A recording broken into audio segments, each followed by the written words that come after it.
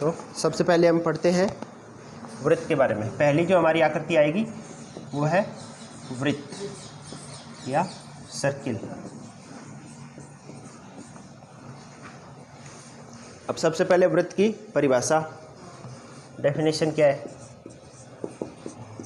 तो एक ऐसे बिंदु का बिंदुपथ जो एक फिक्स पॉइंट, एक बिंदु से, निश्चित बिंदु से हमेशा समान दूरी पे रहे, उस बिंदु का जो बिंदुपथ है उसे हम वृत्त कहते हैं। बिंदुपथ मतलब ये कोई एक फिक्स पॉइंट ले लिया हमने ओ, अब इससे समान दूरी पे ये मान लो यहाँ पे कोई एक पॉइंट है, तो इससे इतनी दूरी पे जितने जितने पॉइंट होंगे उन सबको जब मिलाएंगे तो उन सब का जो बिंदुपथ है वो एक वृत्त बनेगा। जैसे इस बिंदु की इससे दूरी है मान लो जिस आर, है ना, तो अब इतनी दूरी पे इस तरफ भी अगर इससे कोई आर दूरी पे कोई पॉइंट है, इस तरफ भी इधर आर दूरी पे, इससे जितने भी पॉइंट आर दूरी पे होंगे ना उन सबको आपस में मिलाते जाना है। अनंत बिंदु होते हैं ऐसे, तो उन सबको जब मिलाओगे आप तो एक वृत्ताकार आकृति की रचना हो जाएगी। तो परिभाषा क्या है, एक फिक्स बिंदु से समान दूरी पर स्थित बिंदुओं का बिंदुपथ वृत्त कहलाता है। ठीक है, ये जो स्थिर बिंदु होता है इसको बोलते हैं इसका वृत्त का केंद्र, सेंटर। और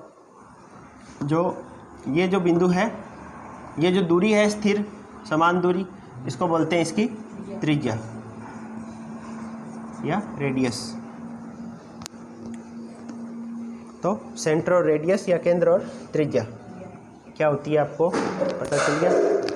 अब अगर हमें इस वृत्त का केंद्र दे दिया मान लो H, K सेंटर, और रेडियस है इसकी R, तो इस वृत्त का समीकरण क्या होगा।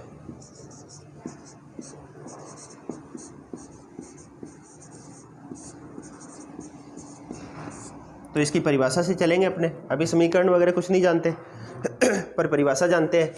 हम क्या करेंगे, जिस बिंदु का बिंदुपथ ज्ञात करना होता है उसको हम यहाँ पे कोई पॉइंट मान लेते हैं P, जिसके निर्देशांक है x, y, है ना। x, y का मतलब क्या है कि ये कहीं पे भी हो सकता है, इसीलिए हम x, y लिखा है। इसके 2-3 रखोगे तो ये हो सकता है यहाँ आ जाए,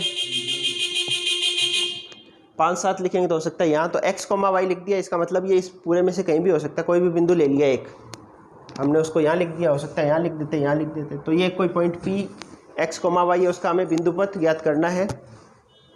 तो हमें पता है वृत्त की परिभाषा से कि ये जो OP है, ये दूरी OP सब में बराबर रहेगी। ये किसके बराबर आनी चाहिए, R के बराबर, त्रिज्या के बराबर, है ना। यही परिभाषा है कि इन दोनों के बीच की दूरी फिक्स रहनी चाहिए और वो त्रिज्या के बराबर होनी चाहिए, उसको त्रिज्या बोलते हैं। तो OP बराबर R। अब OP जो दूरी है इसका सूत्र क्या होता है, दो बिंदुओं के बीच की दूरी का सूत्र लगाओ, कितना आएगा। इसके निर्देशांक h के है, इसके xy है, तो x2 माइनस x1 का square plus y2 minus y1 का स्क्वायर, y माइनस k का स्क्वायर बराबर r। इसका वर्गमूल हटाने के लिए स्क्वायर कर देते हैं, तो वर्ग करने पर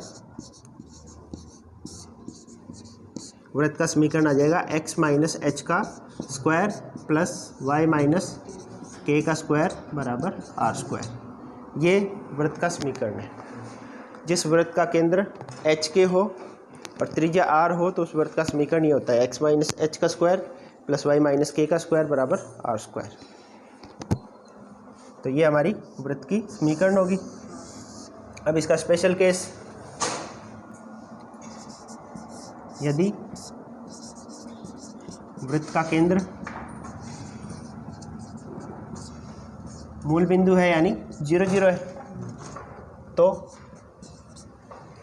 वृत्त का समीकरण h और k की जगह हम 0, 0 रख देंगे यहाँ पे, तो ये आ जाएगा x माइनस 0 का स्क्वायर प्लस y माइनस 0 का स्क्वायर बराबर r स्क्वायर। यानी समीकरण हो जाएगा x square plus y square बराबर आर स्क्वायर, जिसके बारे में हम ज़्यादातर पढ़ते हैं। वृत्त का समीकरण जब भी पढ़ते हैं तो उसको लिखते हैं x square plus y square बराबर आर स्क्वायर। तो ये एक ऐसे वृत्त का समीकरण है, ये मान लो एक्स और वाई एक्सेस है और ये मूल बिंदु है। तो ये एक ऐसे वृत्त का समीकरण है जिसका केंद्र मूल बिंदु है और ये जो त्रिज्या है वो आर है। तो इस प्रकार के वृत्त का समीकरण ये होगा। पर अगर ऐसा कोई वृत्त है जिसका केंद्र अब मान लो यहाँ पे है, जिसका केंद्र मूल बिंदु नहीं है, तो अब उसका समीकरण ये नहीं होगा, उसका समीकरण फिर इससे निकालना पड़ेगा। समझ आ गया इतना? ठीक है, तो पहले सवाल से करते हैं स्टार्ट।